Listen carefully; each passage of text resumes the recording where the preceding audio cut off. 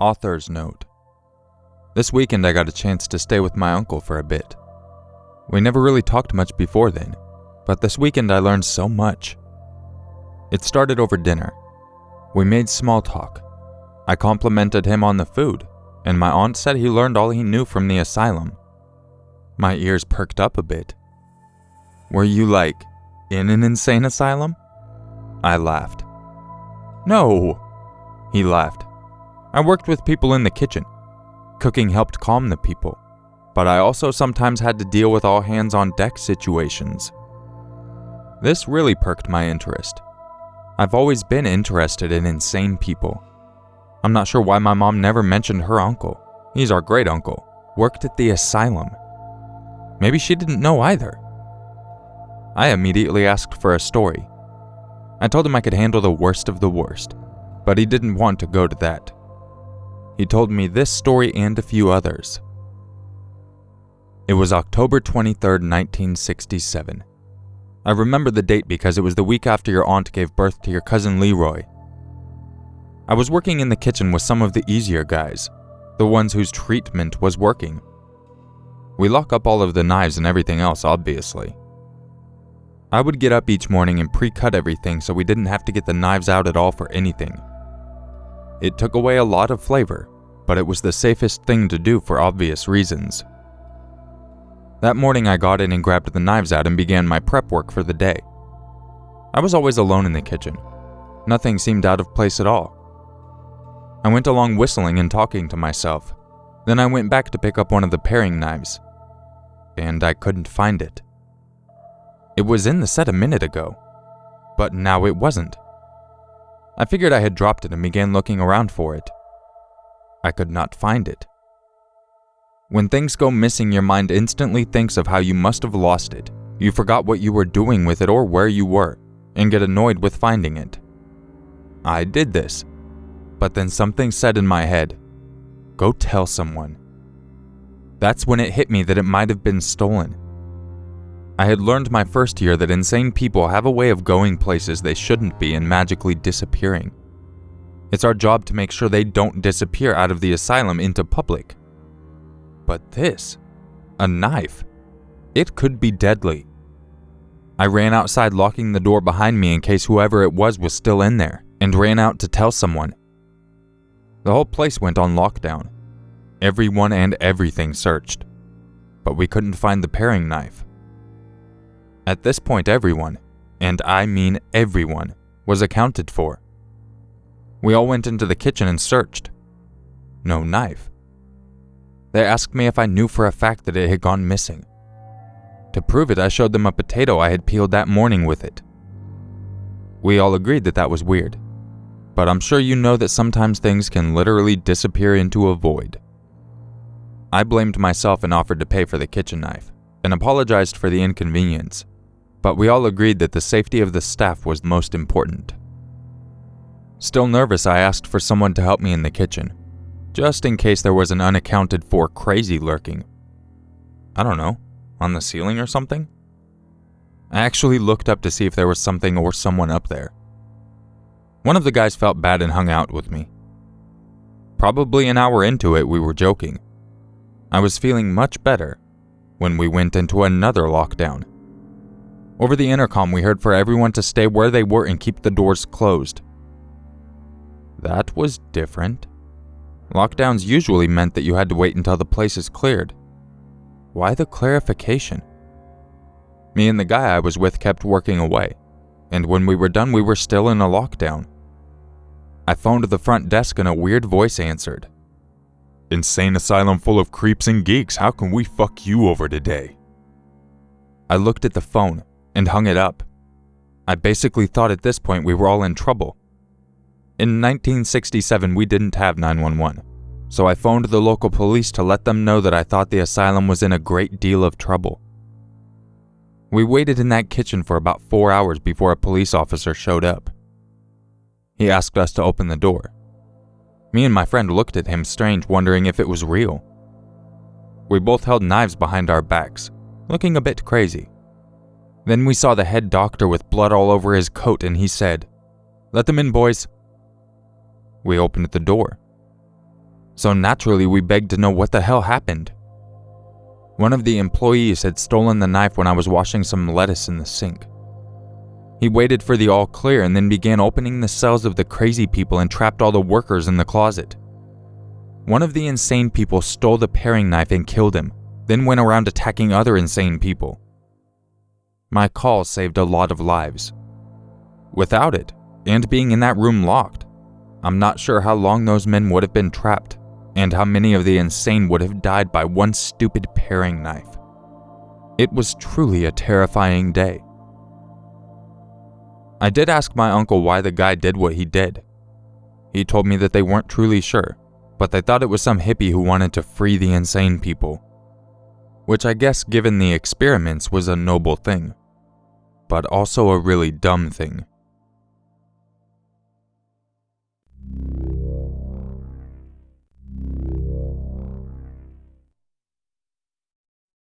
Back in 1973, political correctness was non-existent, so we had names for all of our patients. There was one we called the Mumbler, because he used to mumble as he walked. He was harmless, but some of the things he would say were the most fucked up things you'd ever heard. The way he stood, it was downright creepy. He had his hands pulled in, like a picture of someone being paranoid, wringing his hands constantly, and it was pulled up to his face as he mumbled. He'd walk the halls aimlessly and mumble. The nurses and doctors used to tell us that if the crazy people made conversation to play along, act like we were right there with them in the struggle. When they heard voices, we heard them too. I used to play along sometimes, but I didn't work with the true crazy people much. And when the Mumbler joined the cooking classes, he was pretty well useless. He stood there and just mumbled. One day I tried to see if he would join. I walked up to him and realized right away that he had soiled his diaper. He smelled absolutely awful. Now, don't get me wrong, I cared for these people. That's why I was there. I called a nurse out loud and said he shit himself. Most of the time these crazies know they are crazy, and don't care if you say stuff like that, or more than likely are totally oblivious altogether. This guy screamed so loud it was ear-piercing. Shit! Shit! Shit! Shit! I shit! I shit! This scared the others, but he kept repeating it over and over. The nurses gave me a mean look and took him away, screeching in the halls how he shit himself. I knew this was one of the guys that was probably found painting the walls with his own feces. I didn't think anything about him other than how weird he was. Crazy people are crazy, and yes, it was out of the ordinary, but not really when you considered the experiments these people went through. He never came back to class after that. 6 months later, I was walking the halls and saw him again, without a nurse. I figured he had gotten out. I asked him where he was supposed to be. Even if you know for a fact a crazy person isn't dangerous, you still need to make sure you don't just walk up to them and grab them. I knew this after years of getting attacked by them. I kept my distance and he didn't respond. He just mumbled. I listened to him and I could make out this. Mama, I killed Mama. Daddy, I killed him too. Jerry, he hurt me first. He had to die. But Sissy, why did I kill Sissy? My heart skipped a beat. I realized he was counting on his hands. When he got to his sister, it was like he was actually wondering why he killed her. I kept listening. Wife, you leaked red. Why did you do that? Baby, your head was full of worms and gum. I had to let them out. I had to eat them so you would be safe. I wasn't sure how to handle the situation, but I was pretty sure the Mumbler was a guy who had snapped and killed his whole family and it turned his brain into mush. Let's go see the nurses. He looked at me with black, beady eyes. His hands stopped moving because he stopped counting. My heart started racing. He looked at me and said, Why do I kill? When will the voices stop? Like I said before, the nurses always said to play along. Harold, what are the voices saying? God, I knew this was a loaded question. Kill. They always want me to kill. Kill people. They told me we are trapped, Bill. He grabbed his skin when he said trapped. This guy was being told we are trapped in our bodies and when we die we are released. I don't think he was trying to discuss philosophy with me. My heart started racing more. His hands went to his sides. He had no weapon, but he could still attack me. I had to think on my feet how to distract him and get the nurse's attention without escalating the situation. "Harold, let's tell the voices together to shut up," I suggested. He nodded. "Let's yell. Ready? 1, 2, 3. Together we screamed shut up for about 10 seconds. The nurse came running and took him and detained him. He immediately began struggling as they were so rough with him. He screamed shut up over and over, and then he just started screaming. They put him in a straitjacket and hauled him off into his room. I obviously needed to write a statement for the incident. I let the doctors know what I did and the head doctor praised me and said I handled that very well. Never ever approach a crazy person with the idea they are going to be calm and collected just because they've been through therapy. The doctor closed his door behind me and asked me to sit down. "Do you know why he is here?" he asked. Of course I didn't, and I told him. "He was a normal guy like you and I, but when he came home from Vietnam his mind never left the war. One day he just snapped. He started screaming and killed his entire family." He looked at me and paused. I knew there was more. "They found him, Bill, eating the brains of his child. His baby, Bill." I looked wide-eyed at him and said, "What the fuck?" I remembered how he talked about worms in the head of his baby. He turned around and looked out the window. "War is tragic. He is one of those people we can't help. We can't kill him, so he sits in the hospital heavily sedated counting the people he's killed. I'm not sure how he got out, but if he is ever unattended or given a weapon, I don't know what he will do." He grabbed a pen off his desk and toyed with it for a bit. "Bill, sometimes I wonder if we'll end up like him. One day you're a normal guy.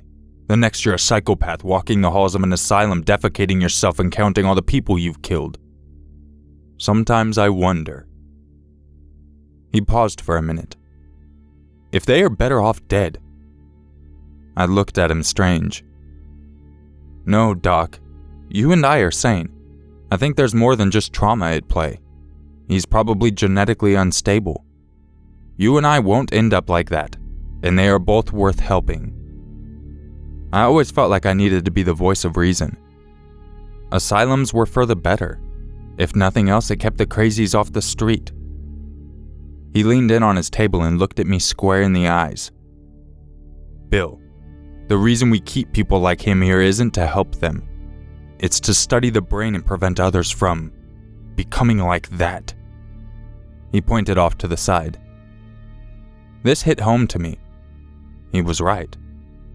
Only a few of us there actually cared about the truly insane ones. It still makes me sick to think that the doctor thought that low of those people. A vet who went crazy, now shitting his pants every single day, and that doctor just saw him as a science experiment. What the hell?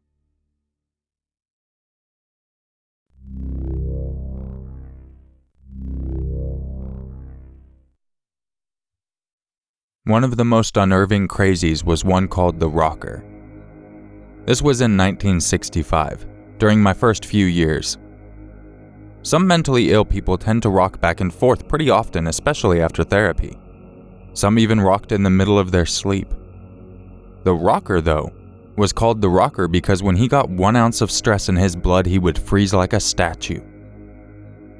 In the kitchen one day, I was 2 years in and still feeling hopeful that the kitchen would help all these guys recover and be normal again, even the most insane ones like the Rocker.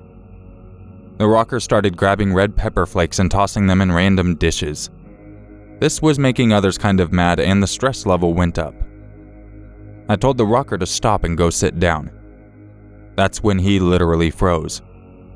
I've never seen anything freeze like that. All of a sudden he started breathing again, but he was still frozen, his eyes stone cold staring at me, and I wondered if he was conscious. The nurses came in and picked him up completely frozen and moved him to an area away from the others. I walked over to one and asked her what the hell just happened. They said that the shock therapy had messed up his nerves so bad that when he was stressed he acts like he's getting shocked. He tenses up, doesn't breathe, and passes out, but his nerves still fire and he gets stuck until he wakes up and his nerves calm. This freaked me out. I asked the nurses how in the world they can deal with a person who every time he gets stressed freezes up. They told me that I couldn't tell him that he was doing anything wrong. That went against everything in me.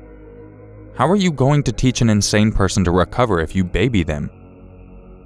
I told them that I didn't think he was cut out for the program if he couldn't follow the rules and couldn't handle being reprimanded.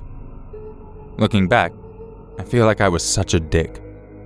But I was new and had no idea that the mentally ill could somehow be cured with a mix of kindness and discipline. I then, like a fool, talked with his doctor about moving him to a different therapy. This is how the conversation went. Doctor, you need to think about switching his therapy. He freezes up whenever he gets stressed. You conditioned him. Isn't there something else we can do for him? The doctor was looking at a file. He didn't put it down and just kept reading and said, Bill, do you even know why he is here? Do you know why we are still treating him? I paused and realized I wasn't the doctor. It kind of hit home. I was in this doctor's office telling him how to do his job and thinking he would listen to me. No, I'm sorry, He cut me off. This is a man who was, keyword was, a psychopath. He was able to look around a room and locate all exits and weapons. He could kill in a matter of seconds. So we conditioned him to freeze upon stress and now he is cured. I understand if you don't want him in class, but we can't switch his therapy. I don't want him to go back to his killer instincts. The therapy is working. I looked at him with wide eyes. It was like he knew it was wrong, but didn't want to admit it because the guy wasn't hurting anyone. With all due respect, he's not cured. He's a psychopath who seizes up every time he thinks the word kill. The doctor put down his folder. What do you want me to do, Bill? He killed, and killed, and killed. Finally, they caught him. He was sent here to be cured and monitored. I was getting angry, but I didn't want to lose my job and I wisely shut up. It's a success story, Bill. We are able to turn monsters away from killing. If we can perfect it without the seizing, we might put prisoners out of business. Just relax. I was so furious at this point. Relax? Relax? How did he get off taking crazy people and numbing their minds to mush just to save them? The story's not over, though. The next day I asked to talk with the rocker. I told the nurses I was going to apologize and let him know it wasn't him I was angry at, just the situation. I was young, so naive I went in and sat on his bed with him. He just looked at me and his eyes began to twitch. A look of anger came across his face. Listen, I know you're going to therapy.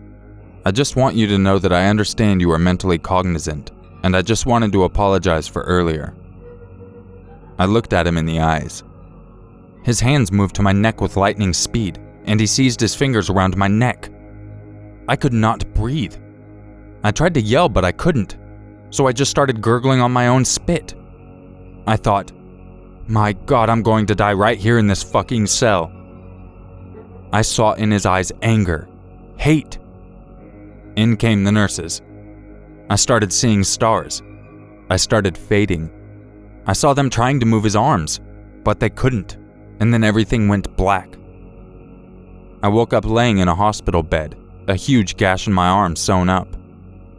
I asked what had happened and the nurses said the rocker couldn't physically let go, so one of the nurses ran and grabbed a fire axe, and she cut the guy's hands off. In the frantic rush, she also sliced through and got me in the arm. When I got back a few weeks later, I found him walking the halls with no hands. When he saw me, he seized up.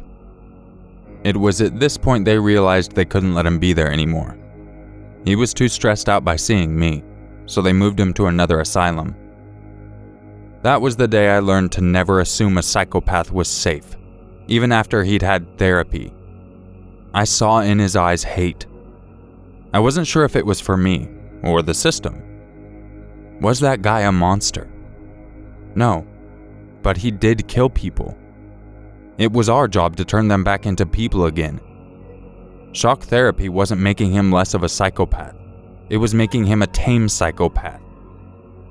I know it sounds like I'm saying he's an animal, but I'm not sure how else to put it. He killed without remorse. I don't know what to call that, but I still had hope for him, and I suppose still do. Just from a distance. The one thing I could never figure out is why the rocker put the red pepper flakes in the food. I just have to wonder if he realized it was the only way he could cause pain to the people without stressing himself out. Since he wouldn't talk, I probably will never know. I think if I was to go in his head, his thoughts would be, fuck this place, fuck these people, fuck this life. And that Vincent is a dangerous place to be in. Psychopaths are very different from people like the Mumbler. They are so sick we don't even know how to fix them. The Mumbler can be talked to. He can be told not to listen to the voices, even medicated. A psychopath just does, without feeling or emotion. He would have killed me and not thought of why. He doesn't count his kills because he probably doesn't remember, nor does he care. I wish I knew how to help those people.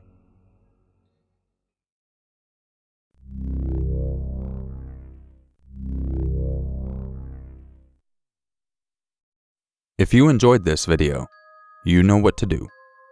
And if you would like a chance to have your story featured in an upcoming video, make sure you email it to urmaker6260@gmail.com. And if you would like to help support the channel, make sure you go check out my Patreon page. I appreciate everyone checking out this video, and as we get closer to Halloween, I'm going to be having more content coming out. I didn't do it this whole month because that's kind of crazy to try to worry about that much content. But I'm going to start putting out quite a bit, so be prepared and make sure you have your notifications turned on. That little bell icon does that. And also, I might be making myself a little scary mask, and I would probably put that on Snapchat. So if you don't have me on Snapchat, make sure to add me. It's Fear Urmaker, all one word. While you're at it, add me on Facebook and Twitter and all that good stuff. I'll catch you all in the next video. Goodbye.